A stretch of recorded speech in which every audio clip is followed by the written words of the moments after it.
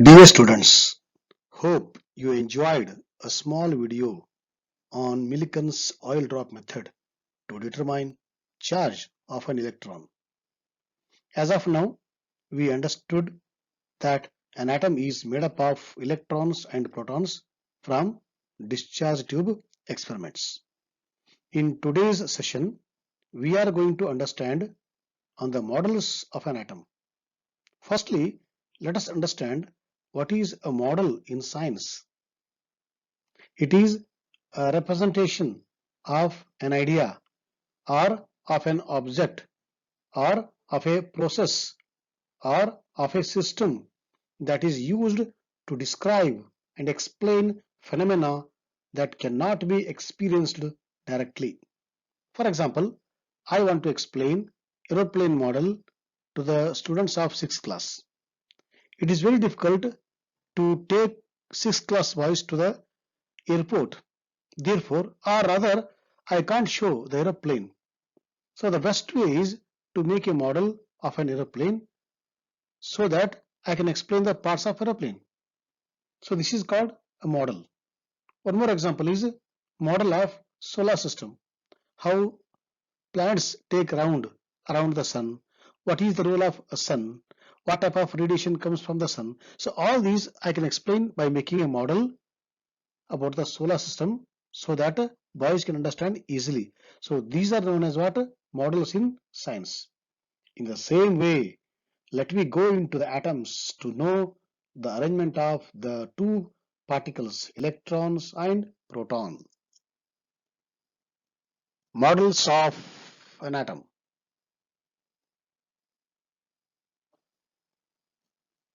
It is important to realize that a lot of what we know about the structure of atoms has been developed over a long period of time. This is often how scientific knowledge develops, with one person building on the ideas of someone else. We are going to look at how our modern understanding of the atom has evolved over time. It is nothing but evolution of ideas of atoms. How we studied in the biology evolution of man. That is a big chapter here about the atom, how it has taken the changes. So that we learn in the structure of atom under the topic models of an atom. Totally, we have four models. Well, many teams were busy in understanding the arrangement of these two particles, but we will discuss only those models which were popular and proved. Totally, we have four models. First one is Thomson model of atom, Rutherford's nuclear model of atom, Bohr's model of atom, quantum mechanical model of atom. And you can see the contributors who has contributed. J.J. Thomson, Ernest Rutherford from New Zealand, Denmark scientist Niels Bohr. And for the quantum mechanical model, many scientists contributed, namely de Broglie, Schrodinger. So there are the team of scientists who has contributed for the development of modern structure of atom, that is popularly known as quantum mechanical model. But among them, everywhere we use one constant that is known as the Planck's constant, that is symbolically H. Therefore, I have taken his photograph. So he is Max Planck from Germany, who has contributed about the quantum mechanical model, and we use his factor in most of our calculations. That's why his photo on the quantum mechanical model of atom. Let us study one by one. First, Thomson model of atom. The electron was discovered by J.J. Thomson, from the discharge tube experiment. The existence of protons was also known, as was the fact that atoms were neutral in charge. Because atoms are electrical neutral, so people thought because electron is there, there has to be proton. This I explained in my previous discussion. Since the intact atom had no net charge and the electron and proton had opposite charges, the next step after the discovery of subatomic particles was to figure out how these particles were arranged. This is known as arrangement of particles in an atom. I know this is a very difficult task because atoms are very small in size, but still men are curious. Men see, you remember one caption, adventure starts when journey ends. In the same way, though it is a difficult task, but we will not leave it. So we will go, we will find out, we will explore. That is known as what? Quest for knowledge, what we discussed in the previous classes. So let us see. Therefore, scientists set out to design a model. I explained what is a model already, of what they believed the atom could look like. The goal of each atomic model was to accurately represent all of the experimental evidence about atoms in the simplest way possible. See, this is very important. Simplest way possible, you will understand models of an atom.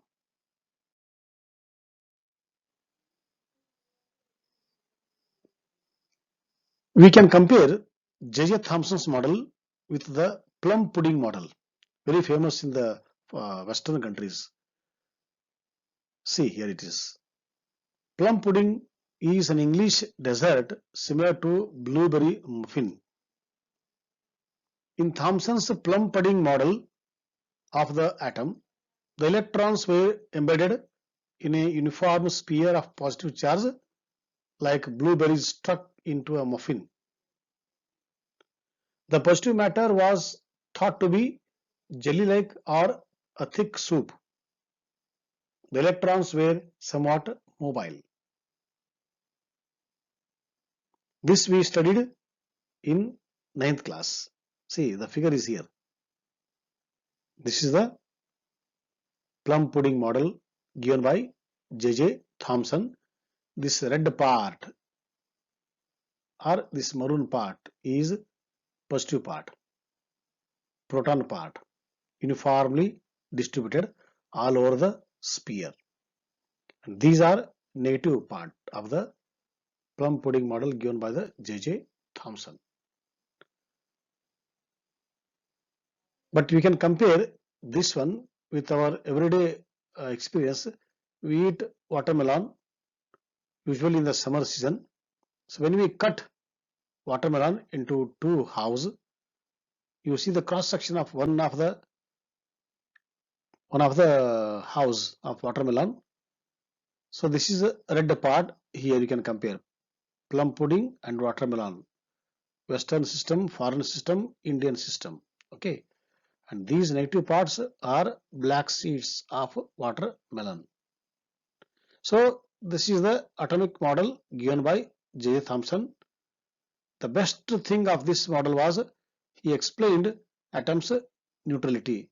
Number of electrons equal to number of protons. Therefore, atom is electrically neutral. That property explained.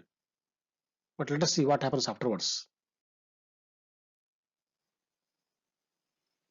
As they got closer to the outer portion of the atom, the positive charge in the region was greater than the neighboring negative charges, and the electron would be pulled back more toward the center region of the atom. That means what he explained, by chance if you imagine that electron is very close to a sphere at the edge, so because of the more mass, so that positive part will pull the electron towards so that as much as possible electrons are confined to the central region of the watermelon, and other area is the reddish area, positive area, other is proton area.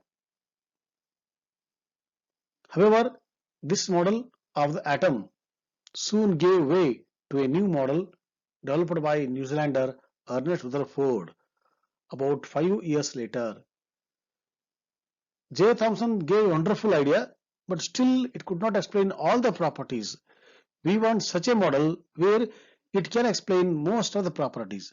Therefore, people were in anticipation of one more model better than J.J. Thomson, so that it can explain most of the properties of an atom so that we can understand what is matter and what are its properties.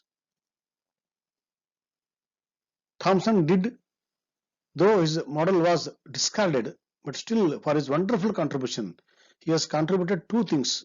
Both are very important. Point number one, or discovery number one, atom is divisible. Second is discovered electron. For these two, he deserves to. He was awarded best award of the all awards, Nobel Prize in year 1906. Also, some other awards are there, so they are normal, but this is the Nobel Prize was given due to EYM and the discovery of electron. Salutes to J.J. Thomson. I told already that though we enjoy certain models, but still they suffer from some limitations, merits and demerits. So after understanding the merits of J. Thomson model, now we'll understand it suffers from one or two drawbacks. So if these two drawbacks are removed or rectified, I think we'll go for the better model. Ultimately, our goal is to go for the better one. Limitation number one, no mention about the nucleus. This is the most important. In the J.J. Thomson's model, he did not speak about the nucleus. He told about the positive part of the watermelon or the positive part of the atom, proton part of the atom, which is uniformly distributed like a ball. But about nucleus, he has not explained properly. So this was explained by Rutherford in our next discussion. So this is one of the limitations. Second limitation is no explanation about the stability of atom. That means what? Electrons were considered static in his model, which is not true. If you see the watermelon model, black seeds are electrons, which are static. So if electrons become static, then how to explain the stability? How to explain the property? Today we are living in the era of electronics. All the properties or most of the properties explained on electrons, whether it is a color property, electrical property, magnetic property. So all the properties are explained on the basis of how electrons are arranged. So in my previous discussion, one caption I told, if proton is the identity of an atom, electron is its personality. So personality can be judged on the nature of an electron, how it is arranged in the atom. So therefore, he has not explained about the electron, how they go, where they go, what is the property. So that means stability of an atom is not explained properly by J.J. Thomson's model. Therefore,